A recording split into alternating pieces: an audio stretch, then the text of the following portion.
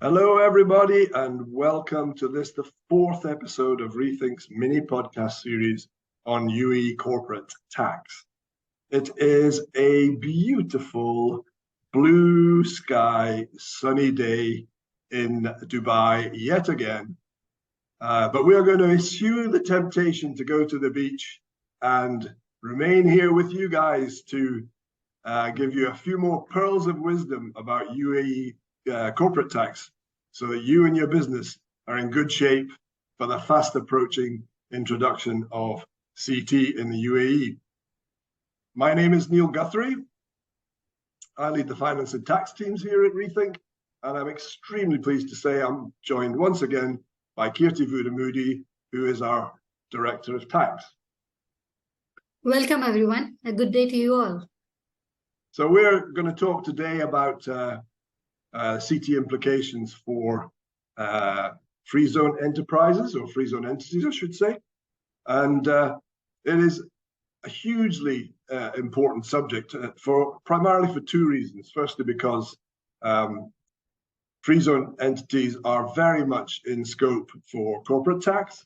In fact, they have to be extremely vigilant about adherence to regulation so that they maintain their tax-free status.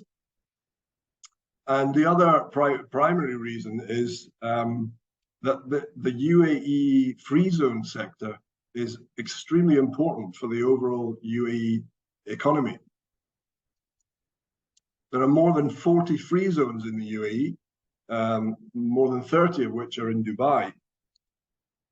And according to the chairman of the Dubai Free Zone Council, by 2030, the free zone sector will contribute $68 billion to GDP. That's 250 billion dirhams.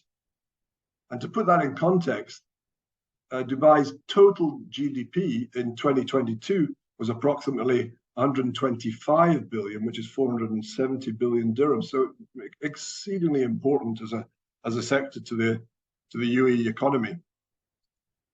And already there's been more than 200,000 businesses set up in free zones since inception.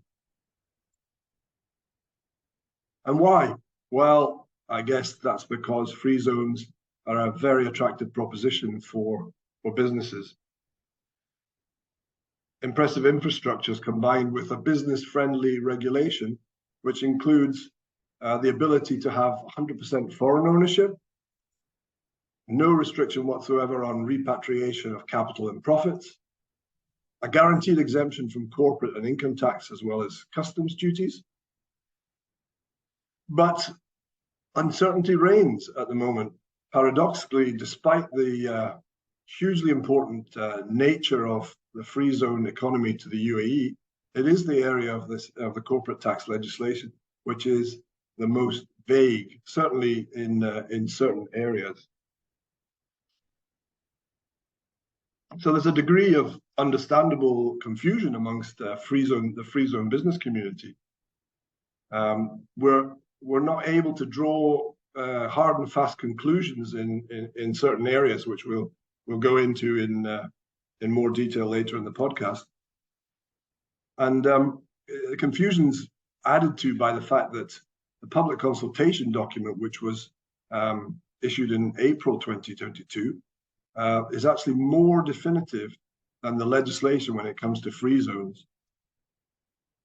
And indeed, in some areas, the legislation and the public consultation document are actually contradictory.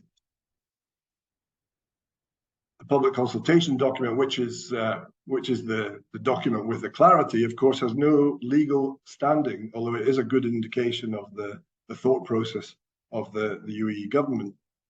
Whereas the legislation, of course, has the legal standing, but key elements of the provisions are vague. And these key elements are to be clarified at a future date by cabinet decision, and it's the hope that there'll not be too long before that is the case. So against this background of uncertainty, what is Rethink's approach? Well, in this podcast, we'll give you the definitive guide to what is known for sure and what is not yet known, or at least what is not yet clear. We won't draw any conclusions where we can't draw conclusions, tempting indeed though it is. And we'll give you guidance on how you should be planning and preparing for the introduction of CT. Because as we've said consistently across all the podcasts that we've had so far, businesses need to be planning right now for corporate tax. So without any further ado, let's get into it. Kirti, I guess a lot of free zone business people will say, well, I'm in a free zone, CT doesn't impact me. Are they right? Well, first of all, that was an interesting background. Thank you very much, Neil. To answer your question, the short answer is no, they're not right. As we said in the previous podcasts, every business in the UAE, regardless of the legal constitution, is in scope for corporate tax. However, the UAE government is committed to honoring the tax-free guarantee for free zone companies, provided the free zone entities honor their own obligations with regard to the regulation. In all other aspects, the free zone businesses are treated same as mainland businesses for corporate tax and having the same obligations with regards to compliance, including maintaining books of accounts as per applicable accounting standards, notably IFRS, registering for corporate tax and filing corporate tax returns. Provided they honor their obligations towards regulation. That's the nub of the issue, isn't it, Kirti? What exactly is meant by that? Sure. So to benefit from 0% corporate tax rate, a free zone person must be considered as a qualifying free zone person under the corporate tax legislation. This is defined as maintaining adequate substance in the UAE, deriving qualifying income. The entity should not have elected to be taxed at 9%, which is an interesting topic on its own, meeting the transfer pricing requirements and documentation, and any other conditions prescribed by the Ministry of Finance. Oh, the wonders of corporate tax in the UAE. So you ask one question and it just begs a whole bunch of other questions that need to be answered. So maintaining adequate substance in the UAE, that presumably means adhering to economic substance regulations that were brought in 2019. Qualifying income, this mysterious qualifying income, what is that? And any other conditions prescribed by the Ministry of Finance. That's a very interesting catch-all provision. Can you demystify all that for us, Kirti? So fair questions, I must say. I'll come to each one at a time. The question that is really exercising the free zone business people and tax advisors alike is what is meant by qualifying income. The corporate tax regulation does not define what is considered as qualifying income, and the Ministry of Finance is yet to publish the details on this in a cabinet decision. However, based on the public consultation document, we can speculate that this could be referring to the revenue generated from UAE free zone customers or foreign customers. However, this is only an educated guesswork at this stage. The public consultation document gave a strong impression that if a free zone entity had any sales whatsoever with the mainland third parties, then this would jeopardize the 0% CT rate on the profits available for them, and it is 9% for all the profits on the sales. That is one transaction, and the zero rating relief is no longer available. On the other hand, the interpretation of the corporate tax regulation is that the profits on the qualifying income is taxed at 0%, and the profits on the non-qualifying income is taxed at 9%. But until a cabinet decision is published, there will be no certainty. As for the maintaining adequate substance in the UAE, yes, in the absence of any specific guidance, it is fair to assume that adherence to economic substance regulations released in 2019 is what is required under the corporate tax law. In simple terms, the substance test requires companies to conduct the business activities from the UAE, direct and manage the business from the UAE, incur adequate expenditure and adequate assets in the UAE. My feeling with regards to the provision on any other conditions prescribed by the Ministry of Finance is that the provision is inserted to give Ministry of Finance a maximum flexibility to ensure that the free zone entities are honoring their regulatory obligations in return for the government honoring the zero rating tax pledge. Oh, that's great. Thanks for clarifying that, Kirti. I've got one final question regarding qualifying free zone persons.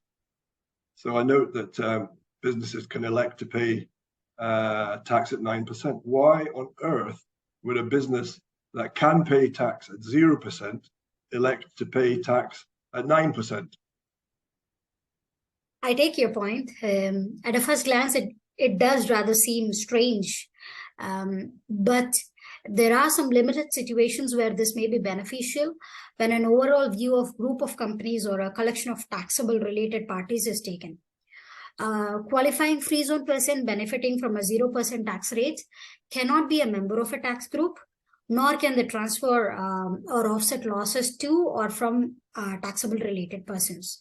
So, for example, there could be a situation where a financial benefit of being able to offset losses against the profits of one or more related parties will be greater than any corporate tax liability paid by the free zone entity. Also, multinational entities could find that not paying tax on the UAE free zone company could lead to a higher tax rate than 9% when a group is assessed under Pillar 2 of Pillar 2 rules of BEPS. We have covered BEPS in podcast 1. Feel free to have a quick look at that if further details are required. Similarly, a UAE free zone branch of a foreign entity may be taxed at a higher rate than 9% by the home jurisdiction, as many countries' tax regulations state that if a foreign branch of a legal entity is not taxed in the country of registration of the branch, it will be taxed in the home jurisdiction. Yeah, it's a complex area, but considerably clearer now that you've explained that. There's a couple of loose ends in my mind that I'd like cleared up as well. So I'm thinking offshore free zones. Are they treated any different from other free zones? And how about a free zone entity with a mainland branch? How are they treated? Well, I'm glad to say that this is reasonably clear. Offshore free zone entities are treated for corporate tax purposes the same way as any other free zones. So there is no difference whatsoever between the offshore free zones and the other free zones. The free zone businesses with a mainland branch will be taxed at 9% only on the profit generated by the mainland branch. So clearly it is vital to maintain segregated books of accounts for the branch. Oh, that's great. Thanks, Kirti.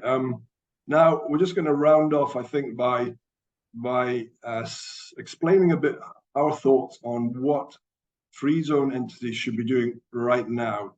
And I guess on the basis that the uncertainty around the CT legislation should be greatly reduced when the cabinet decision around what constitutes qualifying income and non-qualifying income is published, our recommendation is that free zone businesses, are modeling and forecasting scenarios for the qualifying income and assessing strategic options. So the scenarios, I guess, that you should be modeling are the scenario as outlined in the public consultation document, as we explained, and the scenario as it seems that the legislation is indicating will prevail. You need to be ensuring that your accounting and other records are adequate with regards to the legislation, and we went into considerable detail on that in podcast number 2. Ensure that the economic substance regulations are complied with, and Kirti explained a bit about that earlier in the podcast. You need to be ensuring that ensuring adherence to all applicable free zone regulation, the free zone that a business is constituted in, ensuring adherence to transfer pricing, and assessing the applicability of the 9% corporate tax election that we talked about earlier in the podcast. So that's probably enough for today. As we said, this is a hugely important topic, but we've really only scratched the surface. So in upcoming podcasts, we're going to be considering the CT implications for specific entities and structures constituted in free zones. That will include holding companies, UAE registered special purpose vehicles, so-called SPVs, foreign registered SPVs, foundations, family offices, trusts, and unincorporated partnerships. Anyway, we'll be back in 2 weeks' time when we will be discussing the CT implications for holding companies and UAE registered SPVs. But in the meantime, we thank you for watching and we wish you a very pleasant day and hope to see you for episode 5 in 2 weeks' time. Thank you, everyone. See you soon. Have a good day. Thanks.